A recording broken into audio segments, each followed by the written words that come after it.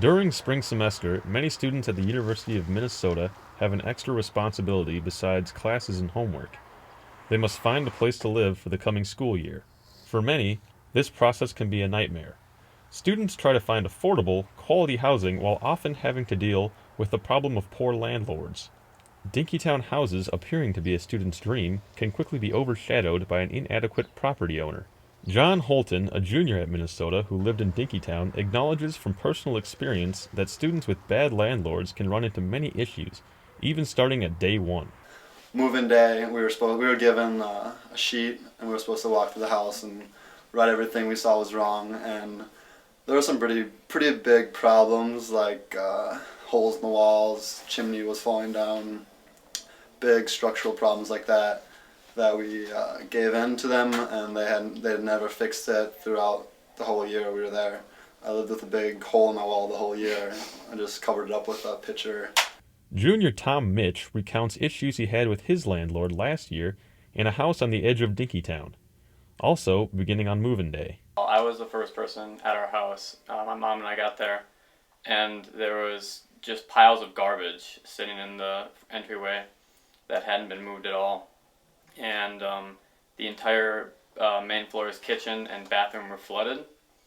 And that was the first of 2 times that I met our landlord, John Miles. And he was basically like, oh, well, either we can send someone over to take care of this, or you guys can just take care of it if you want. The problems didn't stop there. Oh, there were definitely holes in some of the bedroom walls and like my floor, for instance, which is just not sanitary because I know for a fact there were like mice living in there, and animals would get in, like squirrels, chipmunks. And like another thing that we in the very beginning of the year when we moved in, we wrote down all these things and told them to fix them. And to my knowledge, none of the ones in my room were ever fixed. Students have help available to deal with landlords.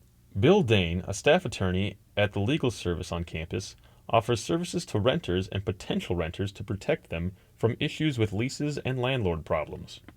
We'll bring their leases in, we'll review them, we'll talk to them about, what their landlords have had going on in the past and what perhaps to expect. And then as they go through the tenancy, if they have issues related to the condition of the property or disputes about utility bills, maybe a roommate moves out and there's some issues about who pays what rent. We talk to them about all those issues as we go through. And then at the end of the tenancy, we work with them on deposit issues, how to get your deposit back, what to do if the landlord won't give it back, help them with legal claims if they need to pursue those to get their deposits back. A sign that a student may be working with a troublesome landlord can become apparent through the lease document, where students should make sure to read the fine print. The number one red flag that we would see in a lease would be very many times in these large houses around the university, a landlord will run an ad saying they're renting 5 bedrooms in a house. Many of the houses are only zoned to allow 3 unrelated people to live in them. So when you look at the lease, the landlord will have 5 people sitting there with only 3 places to sign on the lease, and then they'll say, or she'll say, I just want 3 people to sign. That's a red flag that this probably is going to be an overoccupied property. Mitch had missed a red flag caused by not reading the lease closely, which led to him paying a hefty amount. Like one of the stipulations of the lease, which I didn't know about, was that if you lose your keys, they'll fine you $200 for it. And so I actually lost my keys and had to pay $200 for new ones when I know that the actual keys to make copies was only like $20. Dane knows about all subpar landlords in Dinkytown, but he will also let students know who the good guys are. And they'll ask me, what do I think of the landlords? And if we've had really good experiences with landlords and they've helped us by working out issues with us, I tell the students that too, because that's important for them to know. In addition to legal services, students will soon be able to access information about landlords and properties near the university through a database put together by the Minnesota Student Association. MSA recently launched its 2010 Renters Survey, which gathers students' opinions about off-campus housing, offering another way to avoid housing and landlord catastrophes for the 2011-2012 school year.